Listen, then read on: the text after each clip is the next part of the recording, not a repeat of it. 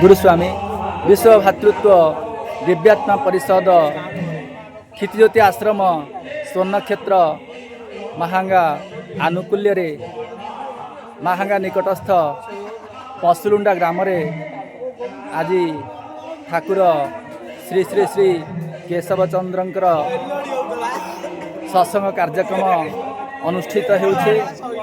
वर्तमान यही सत्संग कार्यक्रम प्रवचन कार्यक्रम आरंभ होगा जाउछि। आसंतु देखिबा प्रवचन कार्यक्रम गुरुस्वामी।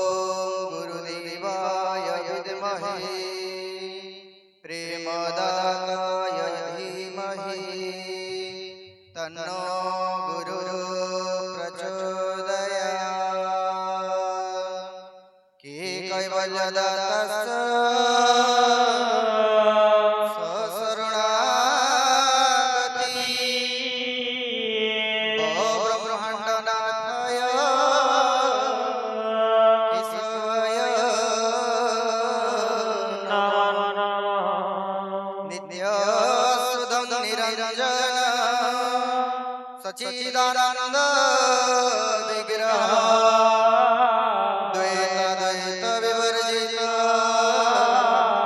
गुरुर्ब्रह्मा नमाम्यहम् नित्य सुधं निरंजन निराकार निराभाग नित्य बोधं चिदानंद श्री केशव अव्यक्त कमलाकांत अच्युत शांतिदायक आदि व्याधि विनाशाय तस्मै श्री गुरवे नमः। तस्मै श्री गुरवे नमः। मन्नाथ श्री जगन्नाथ मधुगुरु श्री जगद्गुरु पदात्मा सर्वभूतात्मा तस्मै श्री गुरवे नमः। अखंडानंद बोधाय शिष्य संताप हरिणे सच्चिदानंद रूपाय श्री केशवाय गुरवे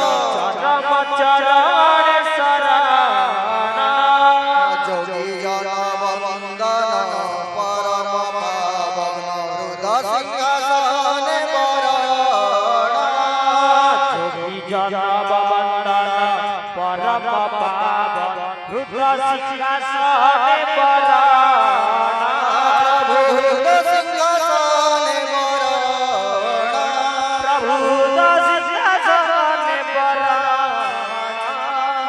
অচল মহামেরু প্রেম কল্পতরু চল মহামেরু প্রেম কল্পতরু অচল বল, হরি বল। চল মহামেরু প্রেম কল্পতরু সনাতন ধর্ম ধারণ হরি বল হরি বল হরি বল হরি বল হরি বল হরি বল হরি বল। পরম প্রেমময় পরম কারুণিক যুগবଂଶ কল্পতরু পুরুষ ভাবগ্রাহী গুরুস্বামী অমনীয় কান্তিନାୟକ ଅନୁପମ ଶାନ୍ତିଦାୟକ ମୋ ଶୂନ୍ୟ ହୃଦୟର ପୂର୍ଣ୍ଣ ପୁରୁଷ ମୁନିଜନ ମାନସ ହଂସ ଭକ୍ତଜନ ନନ୍ଦକାରୀ ହୃଦୟ କୁଞ୍ଜ ବିହାରୀ ମନ ଗଗନ ଶଶୀ ହୃଦୟ କନ୍ଦରବାସୀ ଅବ୍ୟକ୍ତ ମଣ୍ଡଳାଧିପତି ପୂର୍ଣ୍ଣ ବ୍ରହ୍ମ ପୂର୍ଣ୍ଣେଶ୍ୱର ଜଗଦୀଶ୍ୱର ଜଗନ୍ନିବାସ ସକଳ ସୃଷ୍ଟିର ସ୍ରଷ୍ଟା ପୁରୁଷ ଭକ୍ତବାଂଛା କଳ୍ପତରୁ ଗୁରୁକୁଳ ଚୂଡ଼ାମଣି ପରମ ପୁରୁଷ ଚରମଧାରୀଙ୍କର ଶ୍ରୀ ଶ୍ରୀ ଶ୍ରୀ କେଶବ ନାରାୟଣଙ୍କର ପାଦ ପଦ୍ମରେ କୋଟି କୋଟି କୋଟି କୋଟି ଅନନ୍ତ କୋଟି ବାର ପ୍ରପାତ ସାଷ୍ଟାଙ୍ଗ ପ୍ରଣାମ। ପ୍ରତ୍ୟକ୍ଷରେ ଜ୍ଞାନ ପ୍ରଦାନ କରୁଥିବା ପରମ ପ୍ରେମମୟ ପରମ ହଂସ ସ୍ୱାମୀ ଶ୍ରୀ ଶ୍ରୀ ଶ୍ରୀ ଶ୍ରଦ୍ଧାନନ୍ଦ ଗିରିଜୀଙ୍କ ମହାରାଜଙ୍କର ପାଦ ପଦ୍ମରେ ଅନେକ ବାର ଭୂମିପାତ ପ୍ରଣାମ। ଆମକୁ ଦେଖି ବହୁତ ଆନନ୍ଦ ଲାଗିଲା। ପରିସର ଆଜି ପୁରା ଆନନ୍ଦମୟ। ସମସ୍ତେ ଏକ ଆଶା ଏକ ଆକାଂକ୍ଷାରେ ବସିଛନ୍ତି ଯେ ପ୍ରଭୁଙ୍କର ଆମେ କଥା ଶୁଣିବା। ଆପଣ ଜାଣନ୍ତି ବର୍ତ୍ତମାନ ଆପଣଙ୍କର ଫଟୋ ଉଠା ହେଉଛି। ଚିତ୍ରଗୁପ୍ତ ଗୁପ୍ତରେ ରହି ଆପଣଙ୍କର ଫଟୋ ଉଠାଉଛନ୍ତି ଯେ ପ୍ରଭୁ ମର୍ତ୍ତ୍ୟ ମଣ୍ଡଳରେ ଆପଣଙ୍କ ପାଇଁ ବର୍ତ୍ତମାନ ଯେଉଁ ମିଟିଂ ଚାଲିଛି ସେଠାରେ ଏଇ ମା ମାନେ ବାବା ମାନେ ସବୁ ଉପସ୍ଥିତ ଅଛନ୍ତି। ଯେତିକି ସମୟ ଏଇଠି ବସିଲେ ସେତିକି ସମୟ ଆପଣଙ୍କର ଡାଏରୀ ମେଣ୍ଟେନ ହେଲା, ଖାତାରେ ଲେଖାଗଲା। ତେଣୁ ଭଗବାନଙ୍କର ଅମୃତମୟ କଥାକୁ ଶ୍ରବଣ କରିବା ସମସ୍ତଙ୍କ ଭାଗ୍ୟରେ ନଥାଏ। ସମସ୍ତେ ଏ ଦରବାରକୁ ପ୍ରାପ୍ତ ହେଇପାରନ୍ତି ନାହିଁ। ହରି ବ୍ରହ୍ମା ଶଙ୍କର ପୂଜିତ ପୟର ଯାହାଙ୍କର ପାଦକୁ ହରି ବ୍ରହ୍ମା ଶଙ୍କର ଧୋଇ ଦେଉଛନ୍ତି, ଆମେ ତାଙ୍କର ଆଶ୍ରୟରେ ସମସ୍ତେ ଅଛେ। କେତେ ବଡ଼ ସୌଭାଗ୍ୟର କଥା। ଆପଣମାନଙ୍କ ଅନୁରୋଧ ଯେତିକି ସମୟ ବସିବେ ନିରବତାର ସହିତ ବସି କିଛି ସମୟ ଭଗବାନଙ୍କର କଥା ଏବଂ ଆମ କଥାକୁ ଆମେ ସମୀକ୍ଷା କରିବା। ଏ ମନୁଷ୍ୟ ଶରୀର ଆମେ କାହିଁକି ପାଇଛେ? ଏତେ ଜୀବଜନ୍ତୁ ଥାଇ ଭଗବାନ ଆମକୁ କୃପା କରି ମନୁଷ୍ୟ ଶରୀର ଦେଇଛନ୍ତି କ'ଣ ପାଇଁ? ଶ୍ରେଷ୍ଠ ଜୀବ। ମନୁଷ୍ୟର ଜନ୍ମଟା ହେଉଛି ଦୁର୍ଲଭ। ତେଣୁ ଏ ଯେଉଁ ଶ୍ରେଷ୍ଠ ଜୀବ ଆମେ ପାଇଛେ, କ'ଣ ଅଛି ଆମ ଭିତରେ? ନା ବୁଦ୍ଧି, ବିବେକ, ଜ୍ଞାନ ଏଇସବୁ ଆମ ଭିତରେ ଥିବାରୁ ଆମେ ହେଉଛେ ଶ୍ରେଷ୍ଠ ଜୀବ। ଗୋଟେ ପଶୁ ଜନ୍ମରେ ପଶୁଟିଏ ଜନ୍ମ ହେଇ ଗୋଟେ ବଣି ଚଢ଼େଇର ଉଦାହରଣ ନିଅନ୍ତୁ। ଯଦି ଗୋଟେ ବଣି ଚଢ଼େଇ ଗୋଡ଼ରେ ସୂତା ଯଦି ଛନ୍ଦି ହେଇଯାଏ, ତା ପାଖରେ ସାମର୍ଥ୍ୟ ନାହିଁ ସେ ସୂତାକୁ ଫିଟେଇ ପାରିବ, ଅଛି କି? ନାହିଁ। ବଣି ଚଢ଼େଇଟିର ଯଦି କୌଣସି ପଶୁପକ୍ଷୀଙ୍କର କିଛି ଅସୁବିଧା ହୁଏ, ଖଣ୍ଡିଆ ହେଇଯାଏ, ସେମାନେ କୌଣସି ଚିକିତ୍ସାଳୟ ଜାଗାକୁ ଯାଇପାରନ୍ତି ନାହିଁ। ଏ ମନୁଷ୍ୟ ଭିତରେ କେତେ ଜ୍ଞାନ ଅଛି ଯେ ତାର ଦେହ ଖରାପ ହେଲେ ସେ ନିଜର ଯତ୍ନ ନେଇପାରିବ, ଚିକିତ୍ସାଳୟକୁ ଯାଇପାରିବ, ଉନ୍ନତମାନର ବ୍ୟବସ୍ଥାକୁ ସେ ଅବଲମ୍ବନ କରିପାରିବ। ନିଜ ଜୀବନକୁ ସରସ ସୁନ୍ଦର ପ୍ରେମମୟ କରିବା ପାଇଁ ଏ ମନୁଷ୍ୟ ପାଖରେ ବୁଦ୍ଧି ଅଛି। ଜଡ଼ ଜୀବ, ସ୍ଥଳ ଜଳ ଆକାଶ ଉଡ଼ା ବୁଡ଼ା ଏମିତି କେତେ ପ୍ରକାରର ଜୀବ ଅଛନ୍ତି। କିନ୍ତୁ ସବୁ ଜୀବକୁ ବାଦ ଦେଇ ଭଗବାନ ଆମକୁ ମନୁଷ୍ୟ ଶରୀର ପ୍ରଦାନ କରିଛନ୍ତି। କାହିଁକି? ନା ତାଙ୍କୁ କେବଳ ଭଜନ କରିବା ପାଇଁ। କ'ଣ କହିଲେ ଭାଗବତରେ? ମନୁଷ୍ୟ ଜନ୍ମ ରଏ ଲାଭ, ଯେବେ ଗୋବିନ୍ଦେ କରେ ଭାବ। କେଶବ କେଶବ କେଶବ ଭକତ ଜନକ ବାନ୍ଧବ। ବୋଲ କେଶବ ନାରାୟଣ କି ଜୟ। ତେଣୁ ମନୁଷ୍ୟ ଜନ୍ମର ଲାଭ ଯେବେ ଗୋବିନ୍ଦେ କରେ ଭାବ। ନର ତନୁ ନୁହଁ ବିଳାସ ଭୂମି, ନର ତନୁ ହରି ଭଜନ ପାଇଁ। ଜଣେ ବାବାଙ୍କୁ ପଚାରିଲେ ଆପଣଙ୍କ ପୁଅ କାହିଁକି ଏତେ ଛୋଟବେଳୁ ଭକ୍ତି କରୁଛନ୍ତି, ଏତେ ଛୋଟବେଳୁ କ'ଣ ଧାରା ନେଇଛନ୍ତି, ଠାକୁରଙ୍କ ପାଖକୁ ଯାଉଛନ୍ତି, ସାଷ୍ଟାଙ୍ଗ ପ୍ରଣାମ କରୁଛନ୍ତି, ଆଉ ପିଆଜ ରସୁଣ ଛାଡ଼ି ଦେଇଛନ୍ତି।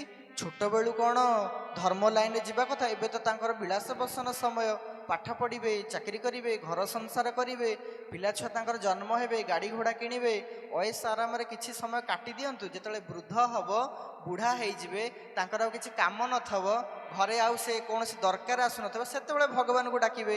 ତେଣୁ କାହିଁକି ଏତେ ଛୋଟବେଳୁ ସେମାନଙ୍କୁ ସେଇ ପଥରେ ପଥେଇ ନେଉଛନ୍ତି, ସେଇ ବାଟରେ କାହିଁ କଢ଼େଇ ନେଉଛନ୍ତି? ତେଣୁ ଆମେମାନେ ପିଲାମାନଙ୍କୁ ଛୋଟବେଳୁ ଯେଉଁ ଶିକ୍ଷା ଦେବା, ବଡ଼ ହେଲେ ସେ ସେଇ ଶିକ୍ଷାର, ସେଇ ସଂସ୍କାରର ବାଟେ ବାଟେ ସେମାନେ ଆଗକୁ ଆଗକୁ ଯିବେ।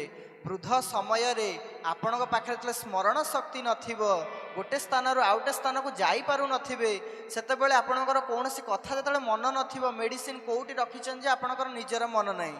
ଜେଜେବାପାଙ୍କୁ ଯେତେବେଳେ ପଚାରିବେ ପଇସା କେଉଁଠି ରଖିଛ, ନା କେଉଁଠି ଗୋଟେ ଥୋଇଛି, ଦେଖିଲୁ ତକିଆ ତଳେ ଅଛି କି, ଦେଖିଲୁ ସେ ବହି ଭିତରେ ଅଛି କି, ଦେଖିଲୁ ସେ କପଡ଼ା ତଳେ ଅଛି କି, କେତେ ଜାଗା କହିବେ, ସ୍ମରଣ ନଥିବ।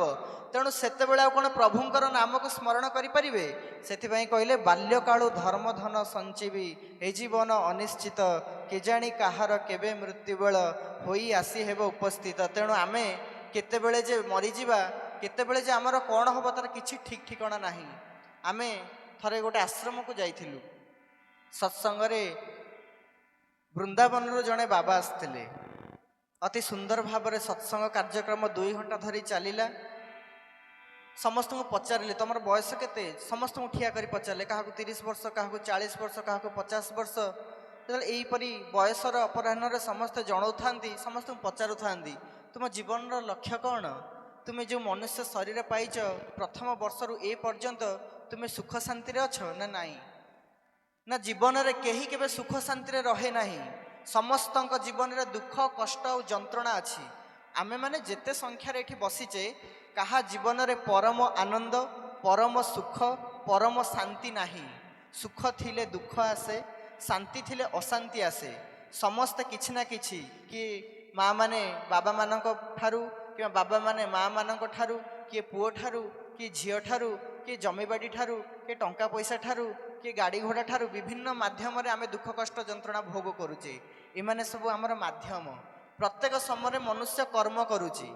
ସବୁଠୁ ବଡ଼ କଥା, ସାଧୁ ମହାତ୍ମା ସେଠି ଅତି ସୁନ୍ଦର ଭାବରେ କହିଲେ। କ'ଣ କହିଲେ?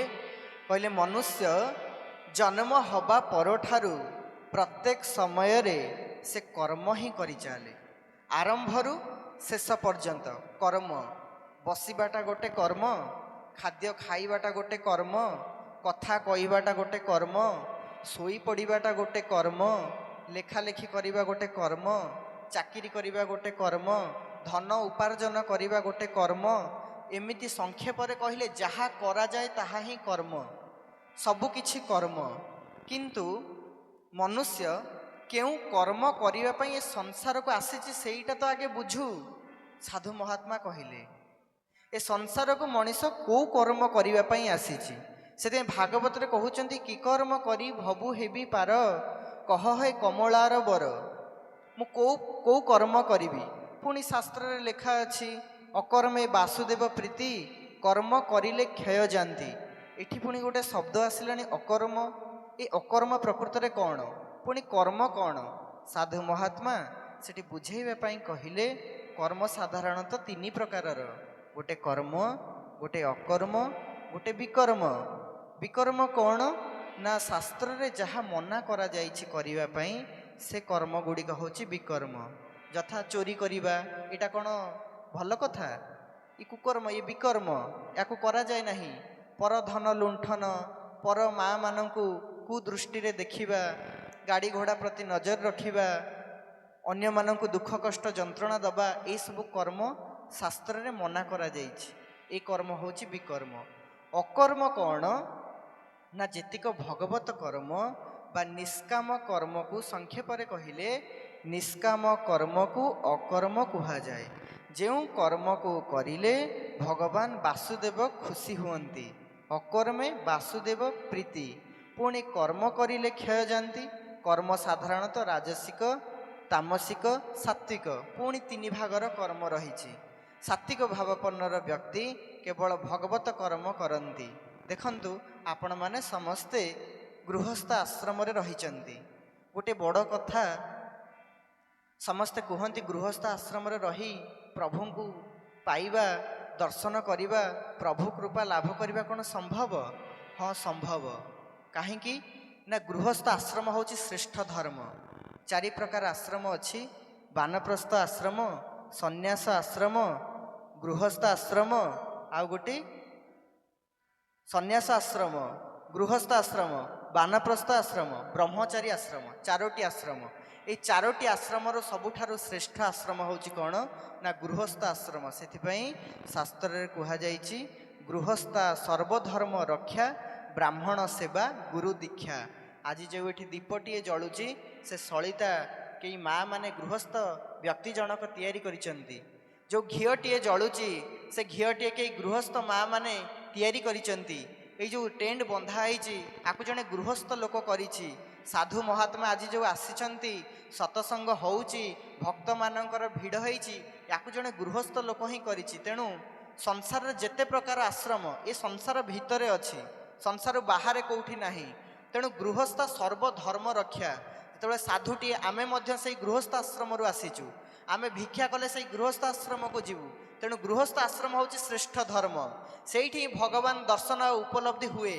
କିନ୍ତୁ ଶାସ୍ତ୍ରରେ କହିଲେ, ଯୋଗେଷୁ କର୍ମ ସୁକୌଶଳମ୍, ଯୋଗ ସାଧନ ଦ୍ୱାରା କର୍ମକୁ କେମିତି ଭାବରେ ଆମେ କରିବା, କେଉଁ କୌଶଳରେ କରିବା, ସେ କୌଶଳକୁ ଜାଣିବାଟି ହେଉଛି ପ୍ରକୃତ ଗୃହସ୍ଥ ଆଶ୍ରମର ଧର୍ମ। ଆପଣ ଜାଣନ୍ତି, ଜଣେ ସନ୍ଥ ବସିଥିଲେ, ଭଗବାନଙ୍କୁ ସ୍ମରଣ କରୁଛନ୍ତି। ତାଙ୍କର ମନ ଲୟ ଯେତେବେଳେ ହେଇଗଲା ପ୍ରଭୁଙ୍କ ପାଖରେ, ପ୍ରଭୁ ତାଙ୍କୁ ଦର୍ଶନ ଦେଲେ। ପ୍ରଭୁଙ୍କୁ ସନ୍ଥ ଜଣକ ପ୍ରଶ୍ନ ପଚାରିଲେ, କହିଲେ, ପ୍ରଭୁ ଆପଣ କାହାକୁ ଭଲ ପାଆନ୍ତି? ଗୃହସ୍ଥ ବ୍ୟକ୍ତିମାନଙ୍କୁ ଭଲ ପାଆନ୍ତି ନା ଯେଉଁମାନେ ସନ୍ନ୍ୟାସ ସାଧୁ ସନ୍ଥ ଆପଣଙ୍କୁ କେବଳ ଭଜନ କୀର୍ତ୍ତନ କରନ୍ତି, ଆପଣ ତାଙ୍କୁ ଭଲ ପାଆନ୍ତି? ପ୍ରଭୁ କହିଲେ, ଗୃହସ୍ଥ ବ୍ୟକ୍ତିମାନଙ୍କୁ ଆମେ ବହୁତ ଭଲ ପାଉ। ନା ପ୍ରଭୁ, ଆମେ ସବୁ କିଛି ଛାଡ଼ି ଦେଇ ସଂସାର ତ୍ୟାଗ କରି ଦିନ ରାତି 24 ଘଣ୍ଟା ଆପଣଙ୍କର ଭଜନରେ ନିମଗ୍ନ ରହୁଛୁ, ଆପଣ ଆମମାନଙ୍କୁ ଛାଡ଼ି ଦେଇ ଗୃହସ୍ଥ ବ୍ୟକ୍ତିମାନଙ୍କୁ ଏତେ ଭଲ ପାଆନ୍ତି? ଆପଣଙ୍କ ମୁଖମଣ୍ଡଳରୁ ଜଣାପଡ଼ିଯାଉଛି ଆପଣ ଏତେ ଭଲ ପାଆନ୍ତି। କାହିଁକି ଭଲ ପାଆନ୍ତି? ନା ଗୋଟେ କାମ କର, ପ୍ରଭୁ ସିଂହାସନରେ ବସିଛନ୍ତି, ଜଗତର ନାଥ ଜଗନ୍ନାଥ, ସେଇଠୁ ଗୋଟେ ଟଳମଳ ହେଉଥିବା ପାତ୍ରରେ ସୁନ୍ଦର ଭାବରେ ଫୁଲ କରି ଘିଅ ଦେଇଦେଲେ। କାହାକୁ? ସାଧୁଙ୍କୁ। କହିଲେ, ଏ ଘିଅକୁ ଧର, ମନେ ରଖିଥାଉ, ସୁଦର୍ଶନ ଚକ୍ରକୁ ତମ ପଛେ ପଛେ ଛାଡ଼ିଲି, ମୋ ଚତୁଃପାର୍ଶ୍ୱରେ ତମେ ପରିକ୍ରମା କର। ଏ ଘିଅର ପାତ୍ରକୁ ଧରି ପରିକ୍ରମା କର, ହୁସିଆର, ଗୋଟିଏ ବିନ୍ଦୁ ଯଦି ତଳେ ପଡ଼ିଲା, ସାଙ୍ଗେ ସାଙ୍ଗେ ସୁଦର୍ଶନ ଚକ୍ର ମୁଣ୍ଡରୁ ଗଣ୍ଡିକି ଅଲଗା କରିଦେବ। ତେଣୁ ପାତ୍ରଟିଏ ଭକ୍ତ ସାଧୁ ଜଣକ ଧରିଲେ, ପ୍ରଭୁଙ୍କ ଚାରି ପାଖରେ ସେଇଠୁ ବୁଲି ଆସିଲେ। ତେବେ ବୁଲି ଆସିଲେ, ପ୍ରଭୁ ଜଗତର ନାଥ ଜଗନ୍ନାଥ ପଚାରୁଛନ୍ତି, କେତେଥର ମୋର ଭଜନ କଲ? ବୁଲିଲା ଭିତରେ କହୁଛ ତ ଦିନ ରାତି 24 ଘଣ୍ଟା ଭଜନ କରୁଛି, ଏଇ ଘିଅ ପାତ୍ରକୁ ଧରିଥିବା ସମୟରେ କେତେ ଥର ମୋର ନାମକୁ ନେଇଛ? ନା ପ୍ରଭୁ ନାମ ନେବି କ'ଣ, ମୁଁ କେମିତି ବୁନ୍ଦା ପଡ଼ିବନି ବୋଲି ସେଥିପାଇଁ ସୁନ୍ଦର ଭାବେ ଧରିକି ଚାରିକର ପରିକ୍ରମା କରୁଛି। ନା ଏବେ କହୁଛି ଶୁଣ, ଗୃହସ୍ଥ ଆଶ୍ରମର ବ୍ୟକ୍ତି ଗାଈ ଦୁଇଲା ବେଳେ, ରୋଷେଇ କଲା ବେଳେ, ପିଲାକୁ ଖୋଇଦେଲା ବେଳେ, ପରିବା କାଟିଲା ବେଳେ, ଲୁଗା ସଫା କରିଲା ବେଳେ, ଭଗବାନଙ୍କୁ ପୂଜା କଲା ବେଳେ, ପ୍ରତ୍ୟେକ ସମୟରେ ବିଭିନ୍ନ କର୍ମ କରୁଥିବା ସମୟରେ ମଧ୍ୟ ମୋର ନାମ ଜପ କରେ। ସେଥିପାଇଁ ଗୃହସ୍ଥ ଆଶ୍ରମର ବ୍ୟକ୍ତିଙ୍କୁ ଭଗବାନ ବହୁତ ଭଲ ପାଆନ୍ତି। ସାଧୁ ସନ୍ଥ ଜଣକ ସେଠୁ କହିଲେ ଠାକୁରଙ୍କୁ, କହିଲେ, ସେଥିପାଇଁ ଆପଣ ଗୃହସ୍ଥ ଆଶ୍ରମ ବ୍ୟକ୍ତିଙ୍କୁ ଭଲ ପାଆନ୍ତି? ନା ଗୋଟିଏ କାମ ସାମାନ୍ୟ ମାତ୍ର ଦେଇଥିଲି, ମୋ ଚତୁଃପାର୍ଶ୍ୱରେ ବୁଲିବ ଯେ ତମେ ମୋର ନାମକୁ ଭୁଲିଗଲ। ତା ପାଖରେ 1000 କାମ ଅଛି, ତଥାପି ସେ ସବୁ କାମକୁ କରୁଥିବା ସମୟରେ ମଧ୍ୟ ମୋର ନାମକୁ ଭଜନ କରେ। ଆପଣମାନେ କରୁଛନ୍ତି କି ନାହିଁ ଆମେ କହିପାରିବୁ ନାହିଁ। ମୁଖମଣ୍ଡଳ ବତେଇବ ପ୍ରଭୁଙ୍କର ନାମ କେତେଥର ଜପ କରୁଛନ୍ତି। ମନୁଷ୍ୟ ସୁଖରେ ଅଛି କି ଦୁଃଖରେ ଅଛି, ତା ମୁହଁକୁ ଦେଖିଲେ ଜଣା ପଡ଼ିଯାଏ, ତା ଆଖିକୁ ଦେଖିଲେ ଜଣା ପଡ଼ିଯାଏ। ଇଂଲିଶରେ ଗୋଟେ ଲାଇନ୍ ଅଛି, the face is the indicator of mind. ତମ ଚିନ୍ତାଧାରାକୁ, ତମ ଭାବନାକୁ, ତମ କଳ୍ପନାକୁ ମୁଖମଣ୍ଡଳ ହିଁ ବତେଇ ଦେବ। ତେଣୁ ଆପଣମାନେ ପ୍ରତ୍ୟେକ ସମୟରେ ପ୍ରଭୁଙ୍କର ସ୍ମରଣରେ ରୁହନ୍ତୁ, ପ୍ରଭୁଙ୍କର ଚିନ୍ତନରେ ରୁହନ୍ତୁ, ଏ ବହୁତ ବଡ଼ କଥା। ତେଣୁ ସାଧୁ ଜଣଙ୍କ ବୃନ୍ଦାବନରୁ ଯିଏ ଆସିଥିଲେ, କର୍ମ ବିଷୟରେ ବୁଝେଇଲେ, ଯେତିକି ସମୟ ତୁମର ଅଛି ବର୍ତ୍ତମାନ ଠାରୁ ତୁମେ କ'ଣ କର ନା ଭଗବାନଙ୍କର ପାଦ ପଦ୍ମରେ ନିଜକୁ ସମର୍ପଣ କର। ଭଗବାନଙ୍କର ପାଦ ପଦ୍ମରେ ନିଜକୁ ସମର୍ପଣ କଲେ କ'ଣ ହୁଏ ନା ଦୁଃଖ ଯନ୍ତ୍ରଣା କଷ୍ଟ ଏ ସବୁ ଭଗବାନ ନେଇଯାଆନ୍ତି। ଏହା ହେଉଛି ନିରାଟ ସତ୍ୟ। ପ୍ରଭୁ ହେଉଛନ୍ତି କୃପାଳୁ, ପ୍ରଭୁ ହେଉଛନ୍ତି ଦୟାଳୁ। ସେ ସବୁ କିଛି ଶୁଣନ୍ତି, ସବୁ କିଛି ଦିଅନ୍ତି, ପୁଣି ସବୁ କିଛି ନିଅନ୍ତି। ତା ପାଇଁ ସେ ଅନେକ ବିଧି ବିଧାନ ବ୍ୟବସ୍ଥା ଏସବୁ ଜିନିଷ କରିଛନ୍ତି। ମନୁଷ୍ୟ ଚାହିଁଲେ ସବୁ କିଛି କରିପାରିବ, ନିଜେ ଈଶ୍ୱରରେ ପରିଣତ ହେଇପାରିବ।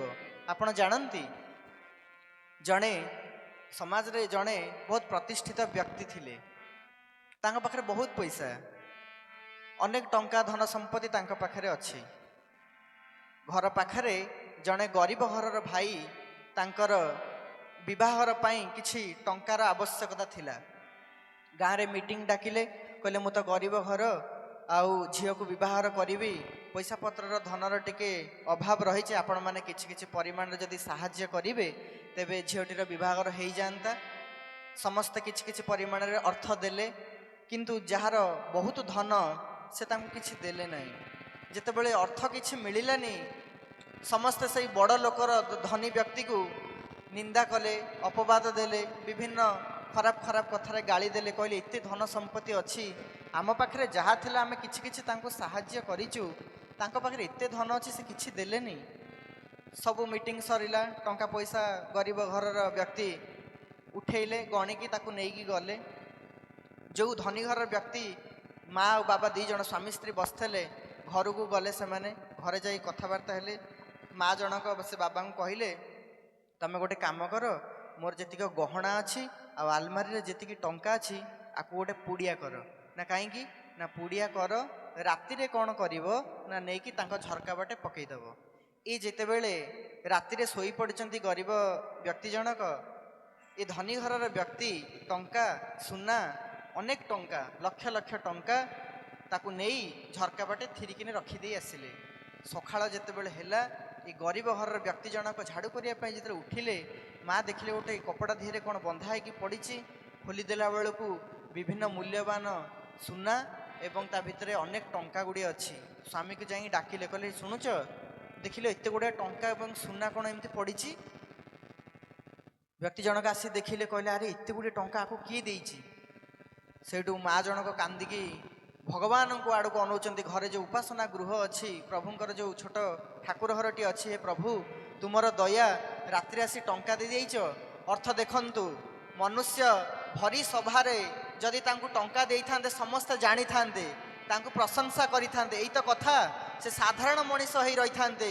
ନିର୍ଜନ ରାତିରେ, ନିକାଞ୍ଚନ ରାତିରେ ଯେତେବେଳେ ଅର୍ଥକୁ ନେଇ ଚୁପଚାପ ରଖିଦେଇ ଆସିଛନ୍ତି, ମା ବାବା ଜଣକ କ'ଣ କହୁଛନ୍ତି ନା, ହୁଏତ ଭଗବାନ ଆସିକି ଟଙ୍କା ଦେଇ ଯାଇଛନ୍ତି। ବୋଲ ଆନନ୍ଦେ କବାର ହରି ହରି ବୋଲ। ଆମେ ମାନେ ସାଧାରଣ ମନୁଷ୍ୟରୁ ଭଗବାନ ହେଇପାରିବା। ତାଙ୍କ ଭିତରେ କ'ଣ ଚିନ୍ତନ ଆସିଲା ନା, ପ୍ରଭୁ ଆସି ଟଙ୍କା ଦେଇ ଯାଇଛନ୍ତି। ବୁଝିପାରୁଛନ୍ତି? ତେଣୁ ଆମେ ମାନେ ସବୁବେଳେ ଗର୍ବ, ଦମ୍ଭ, ଅହଙ୍କାର, ମୁଁ ମୋର ଭାବ ନେଇକି ସଂସାର ଭିତରେ ରହିଛେ। ଯଦି କେହି ଟିକେ ଦାନ ପୁଣ୍ୟ କରୁଛନ୍ତି, ବର୍ତ୍ତମାନ ସୋସିଆଲ ମିଡ଼ିଆରେ ତାକୁ ରେକର୍ଡିଂ କରୁଛନ୍ତି। କିଏ ଜଳଛତ୍ର କଲେ, କିଏ ଭଣ୍ଡାରା କଲେ, ଏସବୁ କରିବା ଦ୍ୱାରା କ'ଣ କରୁଛନ୍ତି ନା, ସେ ମୋବାଇଲରେ କ'ଣ କରୁଛନ୍ତି ନା ରେକର୍ଡିଂ କରି ତାକୁ ଛାଡ଼ୁଛନ୍ତି, ଯେ ଲକ୍ଷ ଲକ୍ଷ ଲୋକ ଦେଖନ୍ତୁ ଆମେ ମାନେ କ'ଣ କରୁଛେ ନା ଧର୍ମ କର୍ମ କରୁଛେ। ସେଥିରେ ପୁଣ୍ୟ ପ୍ରାପ୍ତି ହୁଏ ନାହିଁ। ନିଷ୍କାମ କର୍ମ କଲେ ପୁଣ୍ୟ ପ୍ରାପ୍ତି ହୁଏ। ତେଣୁ କଥା ଅଟକି ଯାଇଛି। କେଉଁ କର୍ମ କରିବେ? ନିଷ୍କାମ କର୍ମ କ'ଣ ନା, ଯେଉଁଠାରେ ମନ ନିବେଶ ହୁଏ ନାହିଁ, ତାହା ହେଉଛି ନିଷ୍କାମ କର୍ମ। ଗୋଟେ ଛୋଟ କଥା ଏବଂ ସେ କଥାକୁ ଭାବିଲେ ବହୁତ ବଡ଼ ମଧ୍ୟ। ଆପଣମାନେ ଦେଖନ୍ତୁ, ଆପଣଙ୍କ ଭିତରେ ଏମିତି କ୍ରିୟା ଗୁଡ଼ିକ ହେଉଛି ଯାହା ଆପଣ କରୁନାହାନ୍ତି। ଖାଇଲେ ଆପଣ ଖାଉଛନ୍ତି, ଲେଖିଲେ ଆପଣ ଲେଖୁଛନ୍ତି, ଶୁଣିବା ପାଇଁ ଆପଣ ବସିଛନ୍ତି, କିନ୍ତୁ ଆପଣ ବସିଥିବା ସମୟରେ କେତେ ଥର ଶ୍ୱାସ ପ୍ରଶ୍ୱାସ ଯିବା ଆସିବା ହେଉଛି, ହଁ ନା ନାହିଁ? ଶରୀର ଭିତରେ ଚାଲିଛି। ମଶାଟିଏ ବସିଲେ ଆମେ ଜାଣିପାରୁଛେ, ମାଛିଟିଏ ଉଡ଼ିଲେ ଆମେ ଜାଣିପାରୁଛେ, କେହି ଜଣେ ଫୁଙ୍କି ଦେଲେ ପବନ, ବାହାରର ପବନ ଆମ ଦେହରେ ସ୍ପର୍ଶ ହେଲେ ଆମକୁ ଜଣାପଡ଼ୁଛି। କିନ୍ତୁ ଆମର ଶ୍ୱାସ ପ୍ରଶ୍ୱାସ ଯେ ଚାଲିଛି, ତା ପାଖରେ ଆମର ମନ ନାହିଁ। କାହାର ମନ ଅଛି? ଆମେ ମାନେ ମନ ରଖିକି ଶ୍ୱାସ ପ୍ରଶ୍ୱାସ ନେଉଛେ? ଯଦି ମନ ରଖି ନେଉଥାନ୍ତେ, ରାତିରେ ତ ଆମେ ଶୋଇପଡ଼ିଛେ, ଶ୍ୱାସ ପ୍ରଶ୍ୱାସ କେମିତି ଚାଲିଛି? ନା ସେ ଭଗବାନ କରୁଛନ୍ତି, ଭଗବାନ ନେଉଛନ୍ତି। ଯଦି ଭଗବାନ ଗୋଟିଏ କାମ କରୁଛନ୍ତି ଆପଣଙ୍କ ଶରୀର ଭିତରେ, ଶ୍ୱାସ ପ୍ରଶ୍ୱାସକୁ ନବା ଆଣିବା କାର୍ଯ୍ୟଟା ହେଉଛି ଭଗବାନଙ୍କର, ତାହେଲେ ଭଗବାନଙ୍କୁ ଆଉ କ'ଣ ସମୟ ଅଛି? ସେ ତ ସେଇ କାର୍ଯ୍ୟରେ ବ୍ୟସ୍ତ ଅଛନ୍ତି। ଆପଣଙ୍କ ଶରୀର ଭିତରେ ଦିନ ରାତି 24 ଘଣ୍ଟା ଶ୍ୱାସ ପ୍ରଶ୍ୱାସ ନେବାର ଦାୟିତ୍ୱ କାହାର? ଭଗବାନଙ୍କର। ହଁ ନା ନାହିଁ? ଆମେମାନେ ସମସ୍ତେ ଆକୁ ଗ୍ରହଣ କରିବା। କାହିଁକି ନା ମୁଁ ଶ୍ୱାସ ପ୍ରଶ୍ୱାସ ନେଉନାହିଁ। ଶାସ୍ତ୍ରରେ କହିଲେ ଦେହରେ କରି ଅହଙ୍କାର, ବୋଲଇ ସର୍ବକର୍ମ ମୋର, ବୋଲଇ କରୁଅଛି ମୁହିଁ, ମୋଠାରୁ କର୍ତ୍ତା ଭିନ୍ନ ନାହିଁ। ମନୁଷ୍ୟ ସବୁବେଳେ କହେ ଏ ସବୁଯାକ କର୍ମ ମୁଁ କରୁଛି। ଘର ମୁଁ କରିଛି, ଗାଡ଼ି ମୁଁ କିଣିଛି, ପିଲା ଛୁଆଙ୍କୁ ମଣିଷ ମୁଁ କରିଛି, ସତସଙ୍ଗର ଆୟୋଜନ ମୁଁ କରିଛି। ନିଜ ଭିତରେ ଗର୍ବ ଦମ୍ଭ ଅଭିମାନ ରଖେ, କିନ୍ତୁ ସେ ଜାଣିନାହିଁ ସେ ପ୍ରତ୍ୟେକ କର୍ମ କରୁଛି କେମିତି ନା ତା ଭିତରେ ଶ୍ୱାସ ପ୍ରଶ୍ୱାସର କ୍ରିୟା ଚାଲିଥିବାରୁ। ଆପଣମାନଙ୍କ ଭିତରେ ଯଦି ଶ୍ୱାସ ପ୍ରଶ୍ୱାସର କ୍ରିୟା ଚାଲିବ ନାହିଁ, କିଛି କର୍ମ କରିପାରିବେ? ସାଙ୍ଗେ ସାଙ୍ଗେ ଏଇଠି ଏଇ ଜୀବଟା କ'ଣ ହେବ? ଶବରେ ପରିଣତ ହେଇଯିବ। ତେଣୁ ଶ୍ୱାସ ପ୍ରଶ୍ୱାସ ନେଉଛନ୍ତି କିଏ, ଛାଡ଼ୁଛନ୍ତି କିଏ? ନା ବ୍ରହ୍ମରନ୍ଧ୍ରରେ ଛୁଆର ଯେଉଁଠି ଦୁକୁଦୁକି ସ୍ଥାନ, ସେଇ ଜାଗାରେ ଭଗବାନ ବସି ଏ ଶ୍ୱାସ ପ୍ରଶ୍ୱାସକୁ ନବା ଆଣିବା କରୁଛନ୍ତି। ଯଦି ଭଗବାନଙ୍କର ଆମ ଶରୀରରେ ଏଇ କର୍ମଟା ରହିଛି, ସେ କେବଳ ଶ୍ୱାସ ପ୍ରଶ୍ୱାସ ନବା ଆଣିବା କରିବେ, ତାହେଲେ ଆମ କଥା ଶୁଣିବ କିଏ? ଆପଣଙ୍କର ଯଦି କି ସାଧାରଣ କଥା, ଆପଣଙ୍କର ଯଦି କାମ ପୁରା ପ୍ୟାକ୍ ଉପରେ ପ୍ୟାକ୍ ଥିବ, ସବୁ କାମ ଗୁଡ଼ିକ ପ୍ୟାକ୍ ଥିବ, କେଉଁ କାମ ପରେ କେଉଁ କାମ କରିବେ ଏ ସବୁ କର୍ମ ଆପଣଙ୍କର ପୁରା ପ୍ୟାକ୍ ଅଛି, ଆପଣମାନେ ଆଉ ଅଲଗା ସତ୍ସଙ୍ଗକୁ ଆସିପାରିବେ ନାହିଁ କି କେଉଁଠିକି ଯାଇପାରିବେ ନାହିଁ। ଆପଣଙ୍କୁ ଯେତେବେଳେ କୌଣସି କାର୍ଯ୍ୟ ଦିଆଯିବ, ଆପଣ କହିବେ ମୋ ପାଖରେ ଆଜି ସମୟ ନାହିଁ, ମୁଁ ପ୍ରତ୍ୟେକ କାମ ଦେହରେ ପୁରା କ'ଣ ଅଛି? ବ୍ୟସ୍ତ ଅଛି। ତା ପଛକୁ କାମ ଗୁଡ଼ିକ ପୁରା ଅଛି। ଧାନ ବାଡ଼ିଆ ସମୟରେ ଦେଖିନାହାନ୍ତି ଭାଇମାନେ କେତେବେଳେ ବ୍ୟସ୍ତ, ମାନେ କେତେବେଳେ ଫାଙ୍କା ନଥିବେ, ତାଙ୍କୁ ଯଦି ସତ୍ସଙ୍ଗ ପାଇଁ ଡାକିବେ କହିବେ ନାଇଁ ନାଇଁ ବର୍ଷା ଆସୁଛି, ଧାନ କାମ ହେବ, ମୋତେ ବିଲକୁଲ ମୁହୂର୍ତ୍ତେ ସମୟ ନାହିଁ। ଗୋଟେ ଲାଇନ୍ କୁହନ୍ତି ମରିବା ପାଇଁ ବି ମୋତେ ସମୟ ନାହିଁ, କୁହନ୍ତି ନା ନାହିଁ ଭାଇମାନେ? ତେଣୁ ଯଦି ଆପଣଙ୍କ ପାଖରେ ଗୋଟେ ମନେକର ଦିଆଯାଇଛି ଗୋଟେ ବ୍ୟବସ୍ଥା, କର୍ମ ପରେ କର୍ମ ଆପଣଙ୍କର ପୁରା ପ୍ୟାକ୍ ଅଛି, ଆପଣ ଆଉ ଗୋଟେ କର୍ମ କରିପାରୁନାହାନ୍ତି, ଜଣେ ଭାଇ ଆପଣଙ୍କୁ ଡାକିଲେ ଆପଣ କହୁଛନ୍ତି ମୋର କାମ ପଛରେ କାମ ଅଛି, ମୁଁ ଯାଇପାରିବି ନାହିଁ, ଠିକ୍ ସେହିପରି ଭଗବାନ ଯଦି ଆପଣଙ୍କର ଶରୀର ଭିତରେ 24 ଘଣ୍ଟା କେବଳ ଶ୍ୱାସ ପ୍ରଶ୍ୱାସ ନବା ଆଣିବା କରୁଛନ୍ତି, ତାହେଲେ ସେ ତ ଆଉ ଅନ୍ୟ କାମ କିଛି କରିପାରିବେ ନାହିଁ। ତେଣୁ ଭଗବତ କର୍ମ ହେବ କେମିତି? ତେଣୁ ସେଥିପାଇଁ କହିଲେ ନିଷ୍କାମ କର୍ମ କର। ନିଷ୍କାମ କର୍ମ କ'ଣ? ନା ଯେଉଁଠାରେ ମନ ପ୍ରବେଶ ହୁଏ ନାହିଁ। ମନ କେଉଁଠି ପ୍ରବେଶ ହୁଏ ନାହିଁ? ନା ଏଇ ଯେଉଁ ଶ୍ୱାସ ପ୍ରଶ୍ୱାସ ଚାଲିଛି ଆ ଭିତରେ ମନ ଯାଏ ନାହିଁ। ଆମକୁ କ'ଣ କରିବାକୁ ପଡ଼ିବ? ନା ଦିନମାନର କାମ ସବୁ ସରିଗଲା ପରେ ଶାନ୍ତ ଭାବରେ ଆଖିକୁ ବନ୍ଦ କରି ଭଗବାନ ଯେଉଁ କର୍ମକୁ ଚଲାଉଛନ୍ତି, ଅର୍ଥ ଏଇ ନିଶ୍ୱାସ ପ୍ରଶ୍ୱାସ ଯେଉଁ ଭଗବାନ ନେଉଛନ୍ତି, ଆମେ ଭଗବାନଙ୍କ ଠାରୁ କର୍ମ ଛଡ଼େଇ ଆଣି ଆମେ ଶ୍ୱାସ ପ୍ରଶ୍ୱାସ ନେଇ ଭଗବାନଙ୍କୁ କିଛି ସମୟ ଯଦି ଛାଡ଼ିଦେବା, ତେବେ ଏ ଦେହର ସବୁଯାକ କର୍ମ କିଏ କରିବେ? ଭଗବାନ କରିବେ। ବୋଲ ଆନନ୍ଦେ କବାର ହରି ହରି ବୋଲ ଭଲ ବୋଲ କେଶବ ନାରାୟଣ ସ୍ୱାମୀ କି ଜୟ। ତେଣୁ ବଡ଼ କଥାଟି ହେଉଛି ପ୍ରଭୁଙ୍କୁ ଯଦି ଆମେ କିଛି ସମୟ ତାଙ୍କ କାର୍ଯ୍ୟକୁ ଆମ ହାତରେ ନ୍ୟସ୍ତ ନେଇ ତାଙ୍କୁ ଯଦି ଆମେ ଫ୍ରି ଛାଡ଼ିଦେବା, ତେବେ ଏ ଶରୀରର ସବୁଯାକ କର୍ମ କିଏ କରିବେ? ନା ପ୍ରଭୁ କରିବେ। ପ୍ରଭୁ ଚରମ ଶାସ୍ତ୍ରରେ କହିଲେ ଶ୍ୱାସର ତାଳେ ତାଳେ ବୀଜ ମନ୍ତ୍ରକୁ ଜପ କର। ଏ ପ୍ରକ୍ରିୟା, ଏ ଟେକ୍ନିକ୍ ପ୍ରଭୁ ସେଇଠି ରଖିଛନ୍ତି। ଆମେ ଯଦି ଶ୍ୱାସର ତାଳେ ତାଳେ ବୀଜ ମନ୍ତ୍ରକୁ ଜପ କରି କିଛି ସମୟ ପ୍ରଭୁଙ୍କର ଧ୍ୟାନରେ ବସିବା, ତେବେ ପ୍ରଭୁ ସେତେବେଳେ ଆମ ଭାରକୁ ଛାଡ଼ିଦେଇ ଆମ ପାଇଁ ପ୍ରତ୍ୟେକ କର୍ମ କରିବେ। ଆପଣମାନେ ତାକୁ ଅନୁଭବ ଏବଂ ଉପଲବ୍ଧି ମଧ୍ୟ କରିପାରିବେ। ତେଣୁ ସତସଙ୍ଗର ଆୟୋଜନ, ସତସଙ୍ଗରେ ବସିଲେ ବିବେକ ଜାଗ୍ରତ ହୁଏ, ସତସଙ୍ଗରେ ବସିଲେ ପ୍ରଭୁଙ୍କର କୃପା କିପରି ପ୍ରାପ୍ତ ହୁଏ, ଏ ବିଷୟରେ ଆମକୁ ଜ୍ଞାନ ଅର୍ଜନ ହୋଇଥାଏ।